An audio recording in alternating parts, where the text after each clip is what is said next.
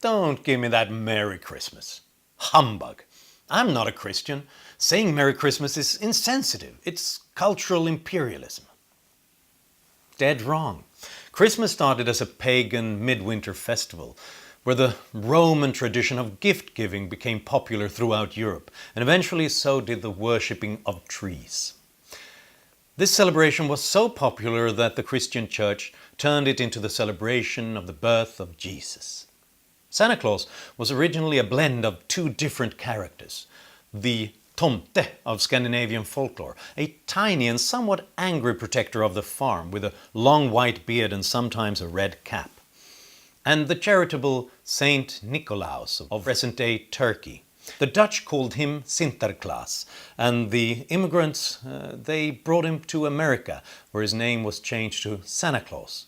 There he also got his traditional red garb, in the ads of Coca-Cola in the 1930s. Christmas is a celebration of joy that every culture turns into its own with some unique additions. Saying that Merry Christmas offends non-Christians is like saying that putting up a Christmas tree offends non-pagans.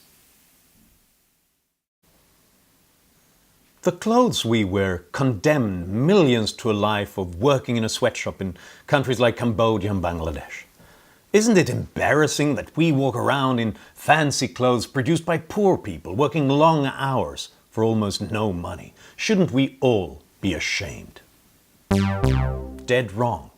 In fact, sweatshops are stepping stones out of poverty, with much higher wages and better working conditions than the alternatives. And these exploitative factories provide new knowledge and technologies, which help create new local companies and industries. It's easy to show pictures of desperately poor people in Cambodia and Bangladesh, but few countries have made their rapid progress in the last decade. In fact, the number of extremely poor in Bangladesh has been reduced from 44 to 26 million, and poverty in Cambodia has been cut in half. If you wear clothes produced by poor people, wear them with pride. You helped reduce poverty and hunger.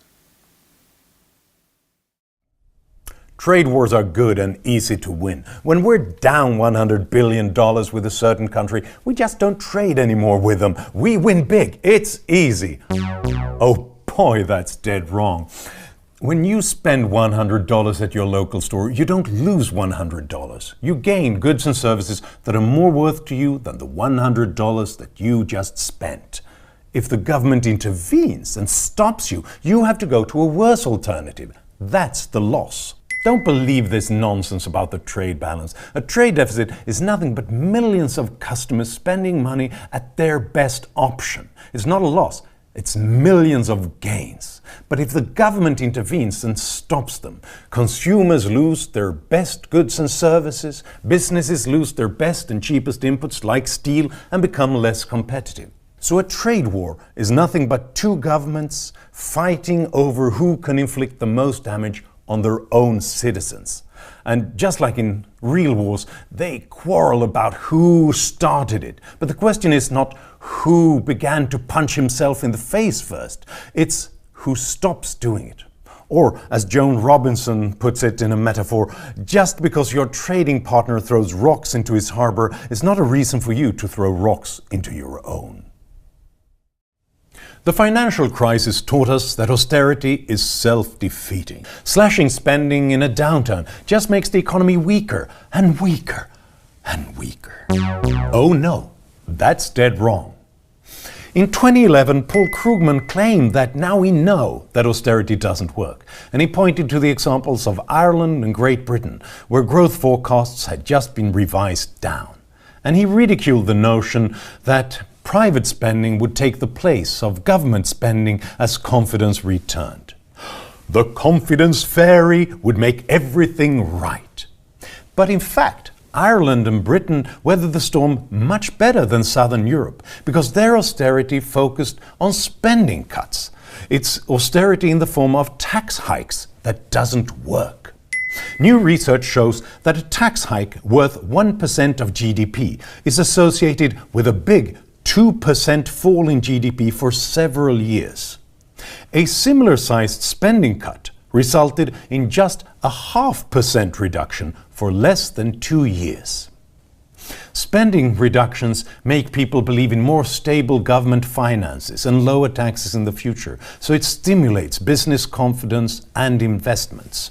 Austerity can even be expansionary if combined with structural reforms. In fact, 3 years after Paul Krugman's column, the IMF apologized to Britain for getting its growth and deficit forecasts wrong and admitted that confidence building had rebuilt the British economy.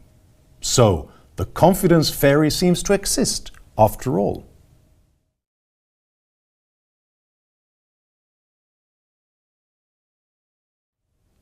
Donald Trump got his narcissist winning-at-any-cost philosophy from reading Ayn Rand's books.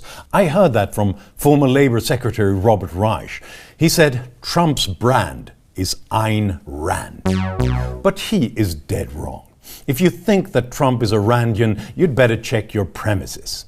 If Trump's brand stands for anything but whims and inconsistency, it's hostility to free trade and migration. And incidentally, Ayn Rand was in favor of total free trade and objected to immigration restrictions and famously described racism as the lowest, most crudely primitive form of collectivism. But didn't Ayn Rand love rich businessmen? Oh yes, she did. If they made money, not if they stole it.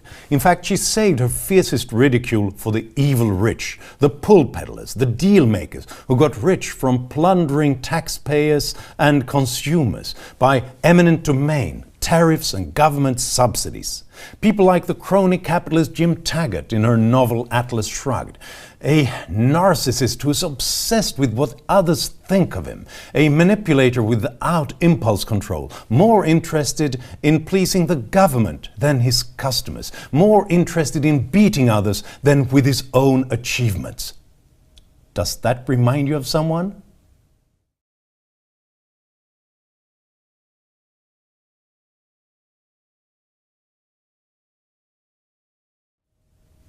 The horrible school shooting in Parkland, Florida at the end of February was the 18th in the US this year. 18 school shootings in 43 days.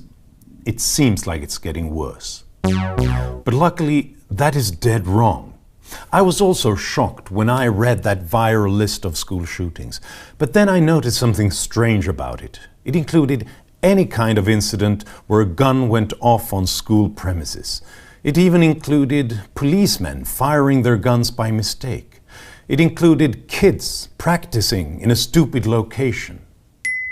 The good news is that school shootings are more rare than we think. Since 1996, there has been a total of 16 multiple victim shootings in American schools. And they become less frequent. The incident rate has halved since the 1990s. School shootings are terrible tragedies. To us parents and to kids, they're the worst possible nightmare. But they're bad enough as they are. We don't need the exaggerations that only make all of us more frightened.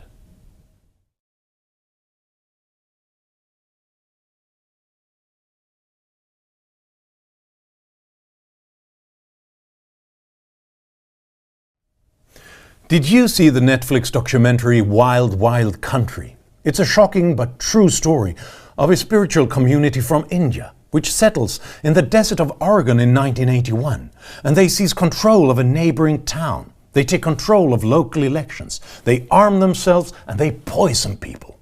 It's proof that the US government must immediately shut such weirdos down. But that is dead wrong.